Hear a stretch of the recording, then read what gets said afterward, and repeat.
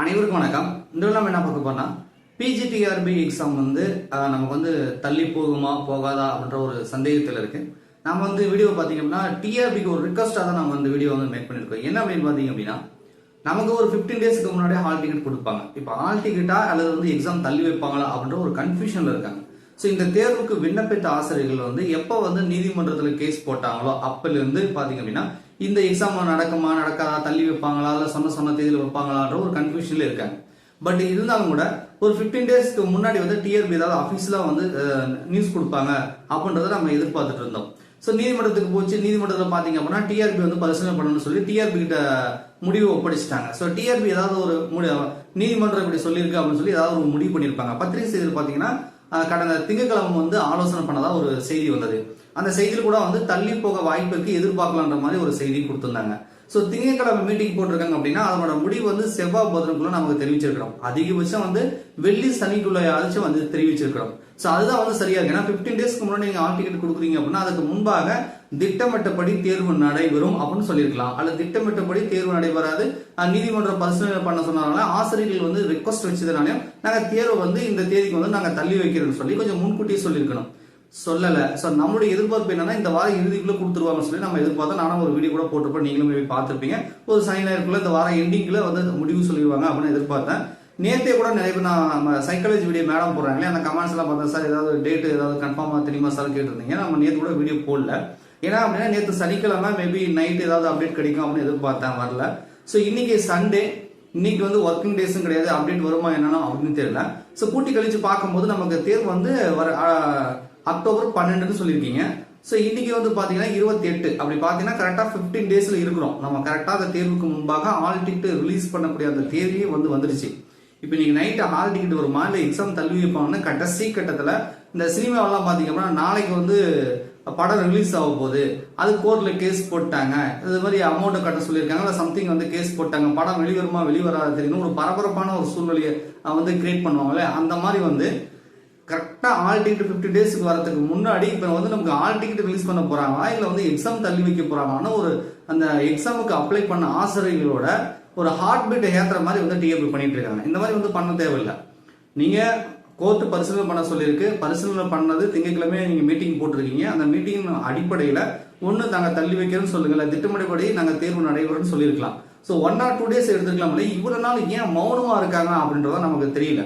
இப்போ எல்லாருக்குமே என்ன ப்ரெஷர் ஏற அளவுக்கு பாத்தீங்க அப்படின்னா கமெண்ட்ஸ்ல மெசேஜ் பண்றாங்க, சார் படிக்கவே முடியல சார், இப்போ ஆல் டிக்கெட் ரிலீஸ் பண்ணிடுவாங்களா இல்ல தள்ளி வைப்பாங்களா, ஏதாவது ஒண்ணு சொல்லணும்ல, வாயை மூடிட்டு இருக்காங்க சார், ஏதாவது கேளுங்க சார், எல்லாம் பேசுங்க சார் அப்படின்றாங்க.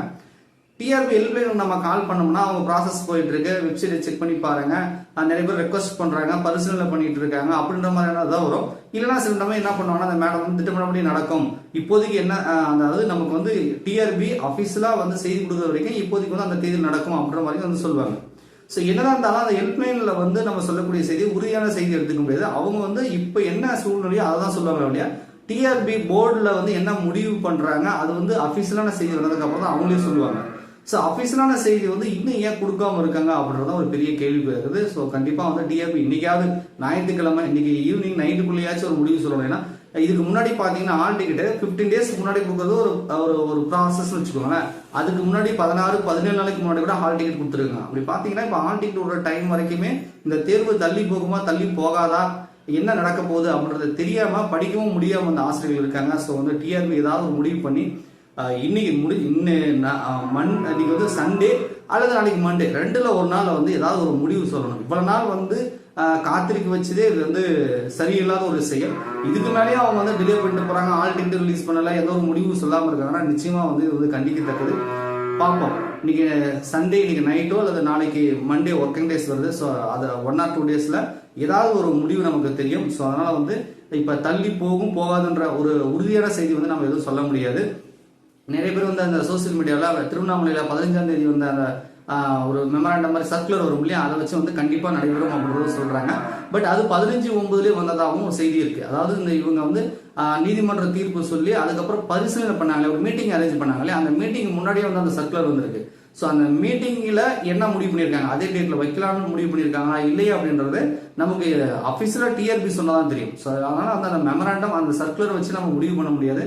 ஸோ இன்று நைட்டு ஞாயிற்றுக்கிழமை அல்லது திங்கட்கிழமை இந்த ரெண்டுல ஒரு நாள்ல நிச்சயம் ஏதாவது ஒரு முடிவு கிடைக்கும் அப்படின்றத நம்ம நம்புறோம்.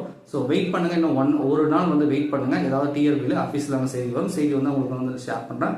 இந்த வீடியோ போடுறதுக்கு மெயினான காரணம் என்னன்னா, எனக்கு டிஆர்பி மேலே எனக்கே ஒரு கோவம். ஸோ உங்களுக்கு எவ்வளோ கோவம் இருக்கோ அதே மாதிரி எனக்கு இவ்வளோ நாள் ஏன் வெயிட் பண்ணிட்டு இருக்காங்க, ஒன்று ஆல் டிக்கெட்டை விடுங்க, இல்லை எக்ஸாம் நடக்கும்னு சொல்லுங்க. நீங்கள் ஆல் டிக்கெட் கூட 15 டேஸ்க்கு முன்னாடி விடலாம், வெயிட் பண்ணலாம். ஆனால் வந்து இது மாதிரி நீதிமன்றம் சொல்லியிருக்கு நாங்கள் தேர்வை தள்ளி வைக்கணும்னு சொல்லுங்க, இல்லை நாங்கள் திட்டமிட்டபடி தேர்வு நடத்துவோம் அப்படின்றது சொல்லுங்க. ஏதாவது ஒன்று அஃபீஷியலாக வெப்சைட்ல பத்திரிகை செய்தி கொடுத்தாங்கன்னா யாருக்கு எந்த ஒரு பிரச்சனையும் கிடையாது.